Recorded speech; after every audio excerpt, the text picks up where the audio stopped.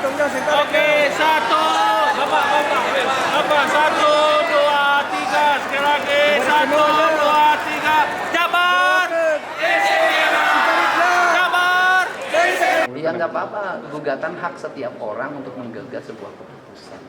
Tetapi kan sebagai gubernur, keputusan yang dibuat itu harus dibuat mengarah pada kepentingan masyarakat. Bagi saya nggak ada masalah hari ini saya digugat sebagai gubernur, tetapi saya sudah menyelamatkan 47.000 anak-anak Jawa Barat bisa bersekolah dan sekolahnya tanpa biaya. Kan itu bagi saya jauh lebih berbahagia. Setiap apa yang kita lakukan pasti ada dua hal yang akan kita raih, positif dan negatif. Dan seluruhnya nikmatin, dua-duanya kan kebaikan, positif baik, negatif baik. Tapi ada permintaan untuk menghadiri sidang di PT UN kan gimana?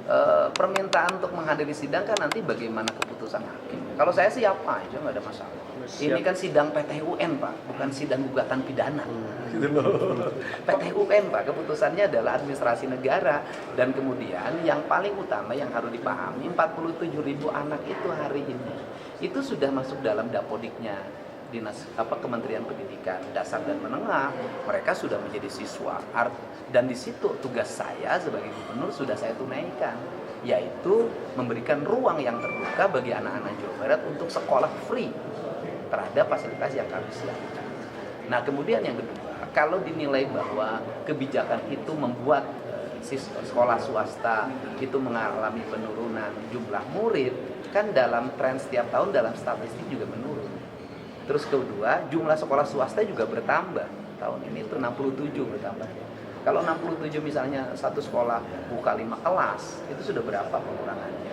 Terus kemudian yang berikutnya sekolah swasta yang relatif bahasa kasar bonafit, elit, kan muridnya masih relatif cukup. Dan selama ini kan pemerintah Provinsi Jawa Barat itu kan memberikan perhatian relatif cukup.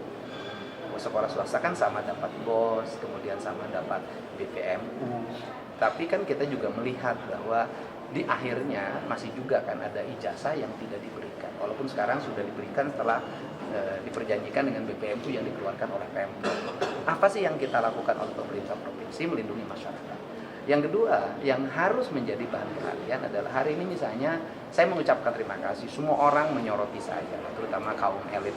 Elit menyoroti saya, tetapi harus diingat loh bahwa para elit ini, coba lihat APBD Jawa Barat ke belakang. Pertanyaan saya, kenapa ketika pemerintah provinsi tidak menganggarkan anggaran untuk bangun sekolah kok tidak dikritik? Kenapa ketika pemerintah provinsi tidak ada anggaran untuk merehabilitasi ruang kelas 1 rupiah pun tidak dianggarkan, kok tidak dikritik?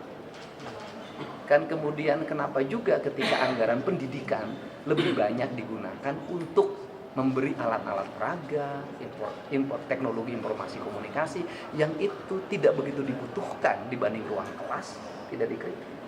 Dan sebenarnya kurva yang terjadi hari ini, membludaknya jumlah siswa di sekolah negeri adalah cermin pemerintah selama ini lambat dalam membangun sekolah. Dan paling menyedihkan adalah jumlah sekolah negeri yang kurang itu yang tidak sesuai dengan jumlah penduduk dan jumlah angkatan sekolahnya justru terjadi di kota Bandung, di kota Bogor, di kota Depok, di Kabupaten Bogor, di kota Bekasi, di Kabupaten Bekasi. Kemudian ini mencerminkan bahwa rencana membuat sekolah selama ini tidak menjadi prioritas dan tidak melihat statistik demografi yang terjadi. Sehingga anggarannya tidak berbasis kinerja, tapi anggarannya berbasis politik. Dan semua rangkaian itu kan saya rubah hari ini. Nah kemudian perubahan itu menimbulkan shock pada sebagian orang, kemarahan pada sebagian orang, ya tidak apa-apa. Namanya orang tidur dibangunkan, itu ada 3 hukum. Yang pertama setelah dibangunkan tidur lagi. Yang kedua ketika dibangunkan marah. Yang ketiga dibangunkan bangun. Itu 3 hukum yang terjadi. Saya anggap hari ini Jawa Barat para elitnya lagi menghadapi 3 hukum itu. Tinggal mau ikut yang mana. Ikut tidur lagi, ikut marah atau ikut bangun.